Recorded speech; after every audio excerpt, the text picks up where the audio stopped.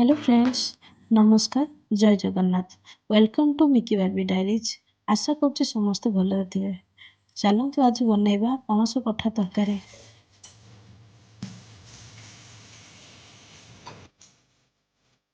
ପ୍ରଥମେ ପଣସକୁ ଭଲସେ ଧୋଇ ଦେଇ ଲୁଣ ହଳଦୀ ଆଡ୍ କରି ପ୍ରେସର କୁକରରେ ବସାଇ ନେବା।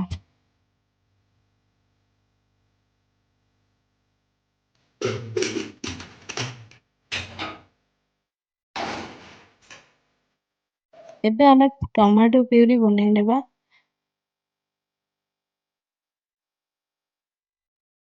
ଗୋଟେ ତାୱାରେ ଶୁଖିଲା ଲଙ୍କା, ଧନିଆ, ଗୋଲମରିଚ, ପାନମଧୁରୀ, ଜିରାକୁ ଦେଇ ଭଲସେ ଭାଜି ନେବା।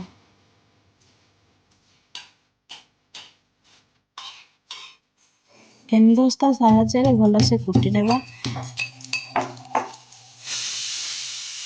ଗୋଟେରୁ ଦୁଇଟା ସିଟି ଦେଲା ପରେ ପଣସରୁ ପାଣି କାଢି ନେବା।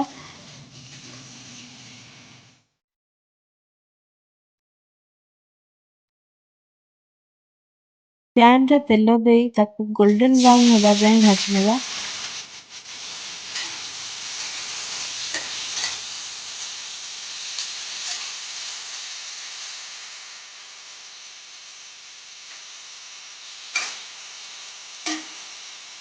ଏବେ ଭଜା ହୋଇଥିବା ପଣସକୁ କାଢି ନେବା।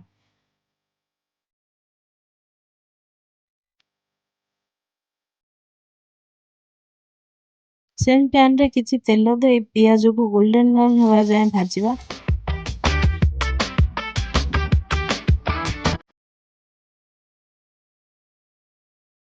ତାପରେ ଟମାଟୋ ପ୍ୟୁରି ନେଇ ଭଲସେ ଜାଳିଦେବା।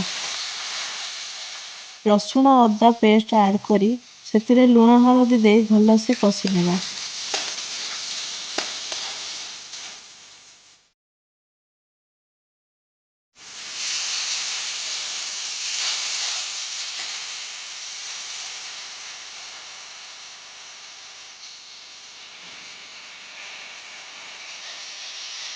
ମସଲା କଷି ହେଲା ପରେ ଭଜା ହୋଇଥିବା ପଣସକୁ ପକାଇ ମିକ୍ସ କରିନେବା।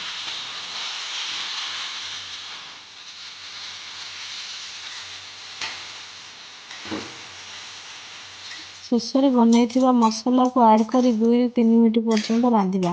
ଏବେ ବନିଗଲା ଆମ ପଣସ କଠା ତରକାରୀ। ଯଦି ଆପଣଙ୍କୁ ଏ ଭିଡ଼ିଓଟି ଭଲ ଲାଗିଛି ତେବେ ଲାଇକ୍, କମେଣ୍ଟ, ସେୟାର, ସବସ୍କ୍ରାଇବ୍ କରିବାକୁ ଜମାରୁ ଭୁଲିବେନି।